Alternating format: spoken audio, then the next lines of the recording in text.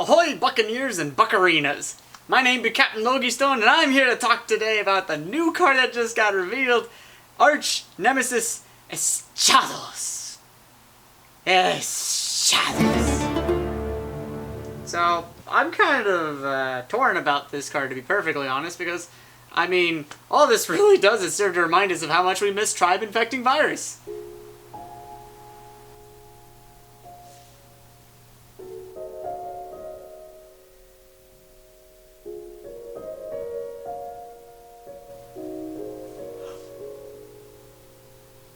Wait for me, my love.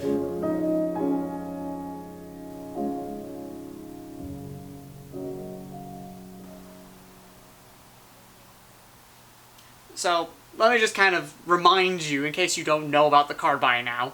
It's a level 11 light dragon monster with blue eyes, white dragon stats, and basically you can summon it just by getting rid of like 3 monsters of different types. Which is really not that difficult to do in a lot of decks. I mean, even in decks where you think of like, oh, Orcust is mostly machines, or like Thunder Dragons as like just like thunder monsters, or I don't know, Altergeists as spellcasters. Okay, Altergeists maybe not, maybe they won't run that in there, to be honest, because that's not worth it. But there are a lot of decks that with like the various extra deck slots, you can kind of just bring out a couple of more types into your deck. So it's a lot more splashable than I think a lot of people think it is, but at the same time, it's also like not gonna be necessarily easy for decks with a large majority of monsters in a single type, like Salamangreats and Thunder Dragons. I don't know if they'll be able to really bring it out and make use of it, but at the same time, it's pretty easy to get out for a lot of decks. And in my opinion, I think it's actually going to be kind of format defining once it comes out, because it's just going to be that easy to play it in a bunch of different decks, and it's really good. Like, you basically summon this on board, it can't be destroyed by card effects, so at its worst, it's a blue eyes white dragon that can't be destroyed by card effects. Like, that's really difficult to get rid of at that point. But then you throw in like the extra, you throw in this extra bit of text where it's like, pick a type among all monsters on the field, and then blow up all those monsters on the field of that type, and then neither player can special summon monsters of that type to the field for like until the next turn, at the end of the next turn. And that's really strong. That's like TRIBE-INFECTING VIRUS, but like bigger, because like TRIBE-INFECTING VIRUS is like currently on the ban list of the TCG for some reason at this point, but like basically with that, you're pitching a card and you get to blow up any type of monster you choose. Usually you'll pick something on the field because it only affects monsters on the field, and this not only affects monsters on the field, but it lasts till the next turn, and these effects, because of the way it's worded, it's simultaneous. So unless you have a way of negating the monster effect, even if it doesn't blow up all your monsters on the board because you've got like Dingirsu or just Thunder Dragon Colossus, you can't summon any monsters of that type. This is something that really hits decks that rely on a very singular type of monster pretty readily. So in my opinion, this is probably going to be like seeing a lot of play. I wouldn't be surprised if it ends up as a secret rare when it comes to the TCG, because I think the effect is just that powerful. It is really easy to bring this thing out. It's really easy to just have a giant blue eyes white dragon with the ability to not be destroyed by card effects, and on top of that, you can shut down your opponent's game plan. They have no chance of recovery if they can't summon a bunch of Orcust monsters with their, you know, Orcust deck and the like. That makes it really difficult. Even Sky Strikers would have a similar problem. You pick machines, because a lot of the Sky Striker Link monsters are machine monsters, and then they can't play any of their Sky Striker Links anymore. That's pretty brutal for them. Thunder Dragons, you wipe out all the Thunder monsters. Altergeist Spellcasters, Salamangreats, Cybers.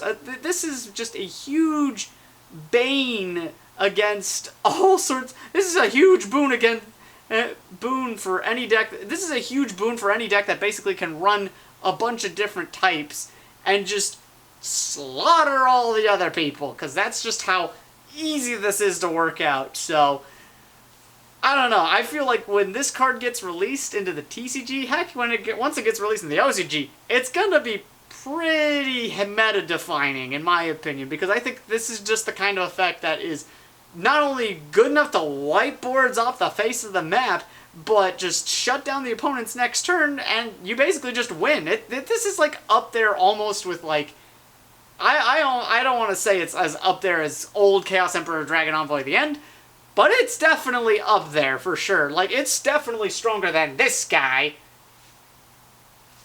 So, you know, bring him back. He's not doing anything. He is not as strong as this dragon is, okay? I'm just saying, Tribe-Infecting Virus, nada, zip, bupkis. This thing, though, this is a lot. Hey guys, this is a little silly already, but I have to make this edit because while I was editing the video for this, there was a few more cards that came out, which apparently makes ARCHNEMESIS ESCHATOS part of an archetype. Basically, there's another boss monster, ARCHNEMESIS, I think it's Proto right now, and then there's 3 little guys, Flag, Wave, and Corridor. I think that's what it is. There's a fire one, a water one, and a wind one. That's basically what it is. And then there's a quick play spell that just brings any one of them back from the banished zone to the graveyard. So basically, everything I've just said for Eschatos, I thought he was going to be like a solo card, but then they added all this stuff, so now he's kind of technically part of an archetype, but I still stand by a lot of what I said with Eschatos. Just now that it also sort of applies to Proto, but like in different contexts at this point. The other cards are like, they're okay, honestly. Like, I'm not really a big fan of the little guys. Like, the pure deck just sounds like it's not gonna be that great, but I think the 2 big boss monsters are gonna be like the big stuff. Literally, they're gonna be the things that impact the game the most out of this complete archetype of cards. The others are just like kind of some sort of level of support and makes it a deck, technically. So, yeah. I just thought I'd throw this part in just to let you guys know about that. But, hey, other than that, let me know what your thoughts are on Eschatos in particular, or Proto, at this point, since they're both kind of part of the same team in some respects. If you think the rest of the cards are going to be good, that's on you. That's on me. That's on we. That's on thee.